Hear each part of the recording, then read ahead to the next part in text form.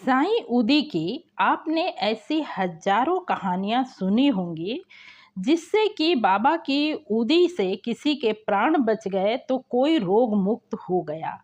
पर क्या आप ऐसी कहानी कभी सुने हैं कि जब स्वयं बाबा द्वारका माई में मौजूद थे और एक महिला के मांगने पर, उसकी लाख मिन्नतें करने पर बाबा ने एक मुट्ठी उदी उठाकर उसे नहीं दिया और उस महिला बेचारी के बालक के प्राण चले गए।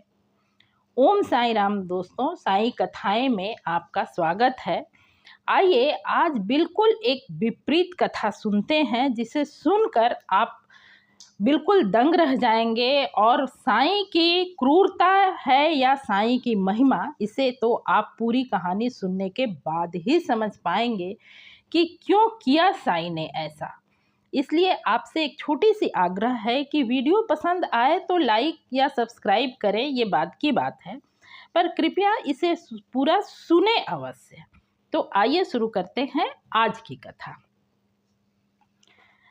हुआ ये कि एक बार जब बाबा द्वारका माई में यानी शिरडी के द्वारका माई में मौजूद थे, उस वक्त दोपहर के समय एक महिला दौड़ती हुई आई और वह बाबा से ऊदी देने की आग्रह करने लगी। वह बेतरह रो रही थी क्योंकि उसके बच्चे को सांप ने डस लिया था। वह बाबा से ऊदी मांग रही थी, पर बाबा ने उसे ऊदी उठाकर नहीं दिया। वह महिला बहुत रोती रही। फिर वह निराश होकर दौड़कर अपने बच्चे के पास चली गई। जब वो महिला चली गई तो वहीं पर एस दीक्षित साहब मौजूद थे द्वारका माई में।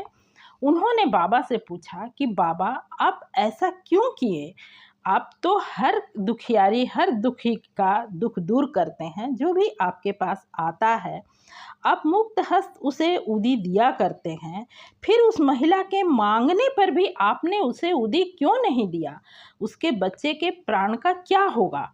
इस पर बाबा ने कहा कि उसका बच्चा मर चुका है और मैंने उदी नहीं दिया इसलिए कि मैं उस बच्चे का प्राण बचाना नहीं चाहता, क्योंकि उसका बच्चा इस वक्त एक नए शरीर में एक नया शरीर धारण कर चुका है और वह जिस शरीर को अब धारण किया है उस शरीर में वह बहुत ही महत्वपूर्ण कार्य करेगा जिससे कि समाज का भला होगा। और ये जो शरीर उसे प्राप्त हुआ था वह था तो एक पुण्य आत्मा, लेकिन उसके कुछ भूल, कुछ गलती के कारण उसे ये शरीर मिला था। अपने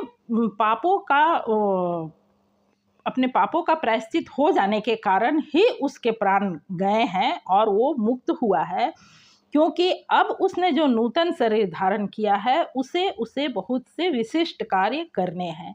यदि मैं उस महिला को उदी दे देता और उसके प्राण की रक्षा करता तो वह इसी शरीर में रह जाता और तब वह वो काम नहीं कर पाता जो उसे करने हैं, और यह जीवन उसके लिए कोई वरदान नहीं, एक श्राप ही होता।